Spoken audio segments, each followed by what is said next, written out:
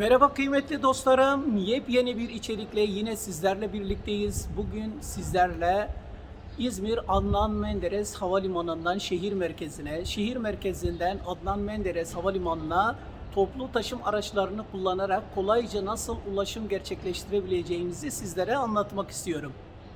Şu an Adnan Menderes Havalimanı Dış Hatlar Terminali'nin önündeyiz kıymetli dostlarım. Ancak başlamadan evvel eğer kanalımıza hala abone değilseniz lütfen kanalımıza abone olmayı, beğenmeyi ve bildirim zillerinizi açmayı unutmayın. Lütfen fikirlerinizi yorum kısmında bizlerle paylaşmayı unutmayın kıymetli dostlarım. Dilerseniz başlayabiliriz. Hadi bakalım. Şimdi öncelikle dış hatlar terminalinin gelen yolcu kısmına iniyoruz kıymetli dostlarım. Evet bakın şimdi dış hatlar gelen yolcu terminalinden kapıdan çıktıktan sonra sağ tarafa dönüyoruz. Bakın hemen kapının sağında Havaş otobüsleri buradan hareket ediyor. Daha ilerisinde de bakın şehir içi otobüsler bakın karşıdaki duraktan hareket ediyor kıymetli dostlarım. Bunu da sizlere göstereyim. Şimdi dilerseniz bir de iç hatlar terminaline gidelim. Bunun için de şuradan dönüyoruz. Ve iç hatlar terminaline doğru ilerleyelim.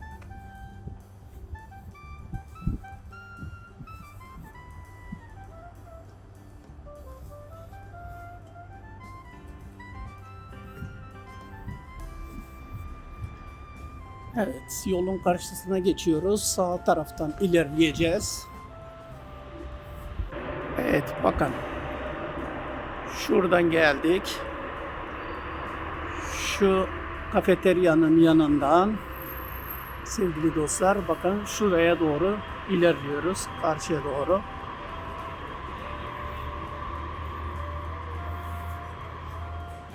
Bakın. Şuradan hemen aşağı iniyoruz. Yürüyen merdivenlerden.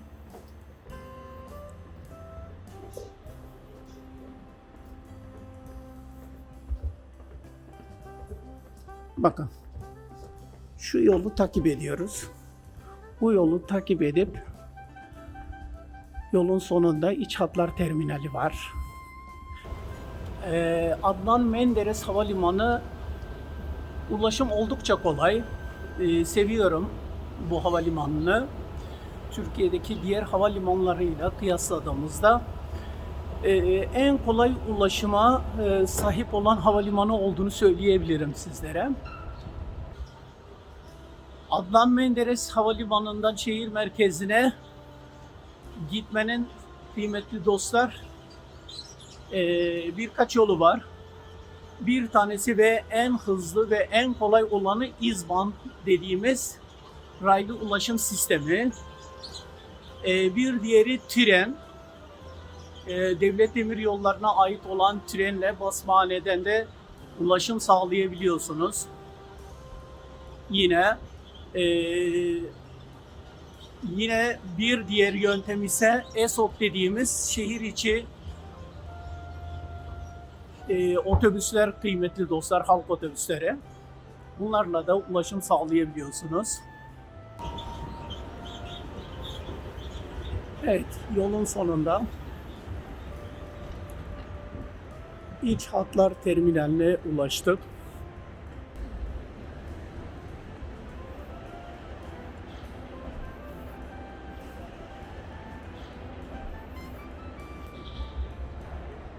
Bakın Havaş otobüsleri de şurada bekliyor kıymetli dostlarım. Bakın şurada ofisleri de var. Havaş'ın web sayfasından bakabilirsiniz ulaşım saatlerine.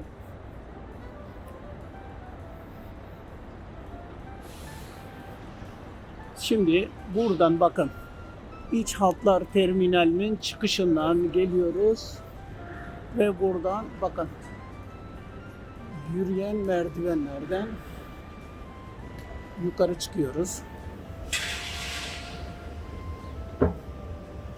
Ve bakın zaten karşıda da şey görüyorsunuz, İzban durağını görüyorsunuz.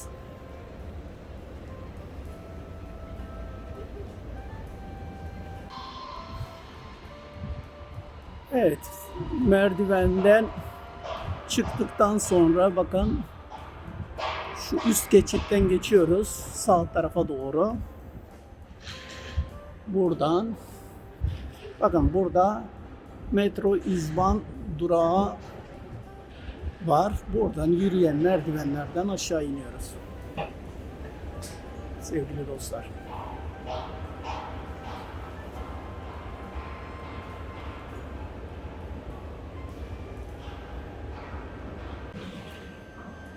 Bakın şu şekilde yürüyen merdivenden aşağı inince hemen karşıda bilet satış ofisi var. Sevgili dostlar, burada tek kullanımlık bilet yok. Onun yerine tek kullanımlık kart var. Bunun bedeli de şu an için Mart 2026 tarihi itibariyle 170 lira. Aktarım hakkı yok. Sevgili dostlar, aktarım yapacaksanız da kredi kartıyla aktarım yapabiliyorsunuz. Ancak şunun gibi bakın göstereyim, kent kart var. Bu şekilde bir kent kart aldığınız takdirde 90 dakika süre içerisinde aktarım yapabiliyorsunuz. Ve şuradaki makinalardan da dolum yapabiliyorsunuz. Ancak hemen bir şey hatırlatmak istiyorum kıymetli dostlarım. Bakın İzmir'de şunun gibi bakın turuncu makineler var. Bu makinalarda indiğiniz istasyonda bunu göstermeniz gerekiyor. Aksi takdirde en yüksek ücretlendirme yapmış olur yolculuğunuzu.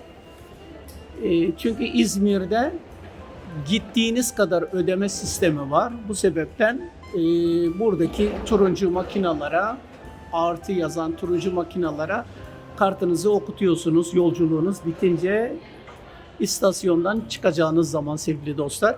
Şimdi bakın hemen bilet satış ofisinden geldikten sonra bakın yine şuradan kıymetli dostlarım Devlet Demiryolları'nın bilet satış ofisi var burada. Bilet gişelerinden geçtikten sonra sol tarafa dönüyorsunuz ve Menemen yönünde gideceğiz şehir merkezine gitmek için kıymetli dostlarım. Sağ tarafta ise bakın şurada sağ tarafta ise Selçuk, Torbalı, Tepeköy yönüne gidiyoruz. Ama biz kuzeye gideceğiz. Yani şehir merkezine, onun için Menemen yönüne binmiş olacağız. Bakın. Trenle gitmek isterseniz Basmane yönüne veya Torbalı,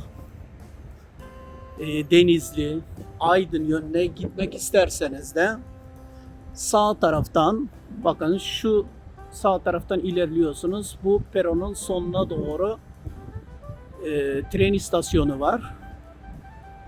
Trenler daha ileride duruyor. Oradan da trenlere binebilirsiniz kıymetli dostlarım. Şimdi gelen trene bindik İzban'a. Menemen yönüne doğru gidiyoruz. Şehir merkezine gidebilmek için. İzmir metroyu kullanacak yolcularımız için aktarma istasyonudur. Next station, Hilal. Attention please. Hilal Station is the transfer station for those passengers that will take İzmir Metro. İzban'ın hareket ve varış saatlerine ilişkin daha detaylı bilgileri izban.com.tr web adresinden öğrenebilirsiniz.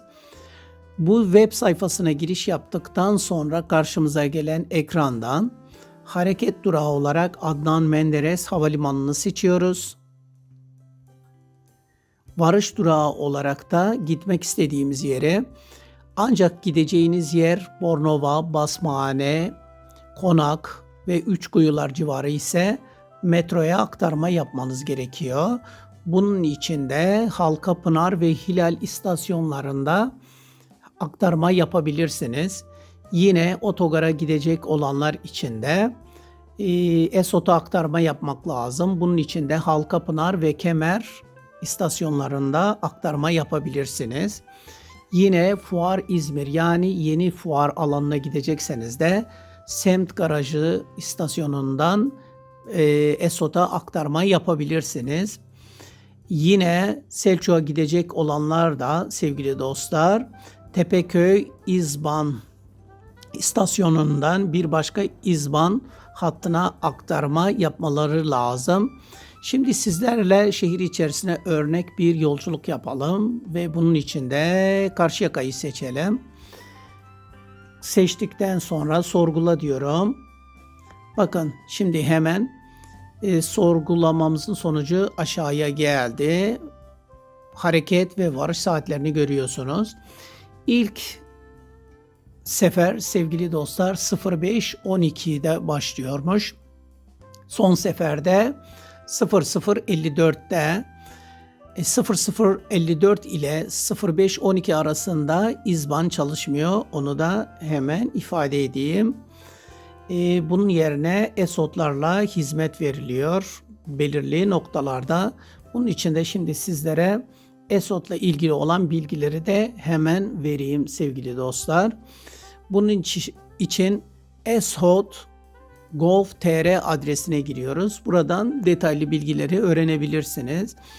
Bakın şimdi havalimanı bağlantılı çalışan hatları şuradan hemen göstereyim size.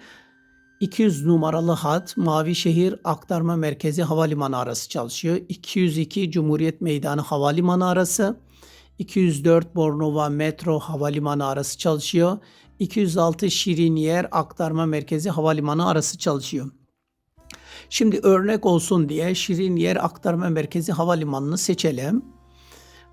Bakın şimdi buradan Şirinyer Aktarma Merkezi kalkış saatlerini sol tarafta gösteriyor.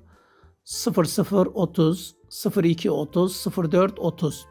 Havalimanı kalkışta 05.30, 01.30, 03.30 şeklinde 2 saat arayla çalışıyor kıymetli dostlar.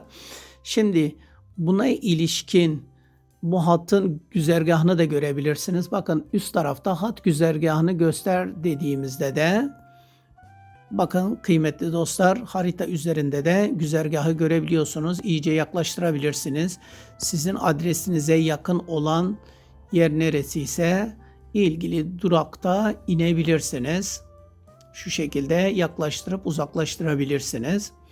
Hemen bunu da göstermiş oldum size. Bir diğer ulaşım seçeneği de Havaş.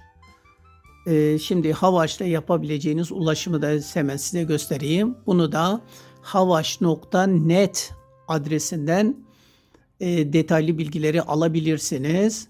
Tüm Türkiye'ye hizmet veren bir web sayfası burası. Bir şirket aynı zamanda. Şimdi buradan nereye aşağı doğru indiğimizde nereden hareket edeceğimizi seçiyoruz. Bakın tüm Türkiye gösteriyor. Buradan hemen İzmir Adnan Menderes'i seçiyoruz. Nereye gitmek istiyorsanız onu da buradan seçiyorsunuz. Bakın Adnan Menderes'ten Aydın Kuşadası, Aydın Nazilli, Aydın Şehir Merkezi, İzmir Alaçatı, İzmir Alsancak, İzmir Çeşme, İzmir Karşıyaka, Mavişehir, İzmir Urla, Manisa şehir merkezine ulaşım yapmak mümkün kıymetli dostlar. Bunu da hemen ifade edeyim. Buradan örnek olsun diye Karşıyaka'yı seçelim. İzmir Karşıyaka. Tarih olarak 28'i seçiyorum. Ve bakın şimdi hemen sefer saatlerini aşağı yansıttı. Bakın görüyor musunuz? Burada gösteriyor. Güzergahını da aşağıda bakın şema halinde bize sunuyor. Evet, Havaş'la ilgili bilgileri verdikten sonra şimdi bir diğer ulaşım seçeneği olan demiryolunu hemen size göstereyim. Bunun için de e-yasamrehberi.com web adresine giriyoruz. Sevgili dostlar, Devlet Demiryolları'nın web sayfasına da girip bakabilirsiniz. Ancak burası birazcık daha sade olduğu için burayı tercih ettim. Ve bir arada bunlar hepsi. Şimdi Adnan Menderes Havalimanı'ndan Aydın, Nazilli, Basmane, Denizli, Isparta, Ödemiş, Tire, Bayındır gibi yerlere de ulaşım sağlayabiliyorsunuz. Yine İzmir şehir merkezi olan Basmane'ye de yine devlet demiryolları ile ulaşım sağlayabilirsiniz. Sevgili dostlar, devlet demiryollarına ait trenlerle. Evet kıymetli dostlarım, 45 dakikalık bir yolculuk sonunda Karşıyaka İzban durağına ulaştık. Ancak şunu hemen ifade edeyim. Eğer Konak, Balçova, Fahrettin Altay ve Bornova tarafına gidecekseniz metro ile aktarma yapmamız lazım. Metro ile devam etmeniz lazım. Aktarmayı da Hilal ve Halkapınar istasyonlarında yapmanız gerekiyor. Alsancak'tan yürüyerek de konağa geçebilirsiniz. Havalimanından Alsancak'a 20-25 dakika sürüyor yolculuk süresi kıymetli dostlarım. Bunu da hemen söyleyeyim. Evet, geldik bir programın daha sonuna sevgili dostlar. Bugünlük de bizden bu kadar. Bir başka programda görüşmek dileğiyle, hoşça kalın.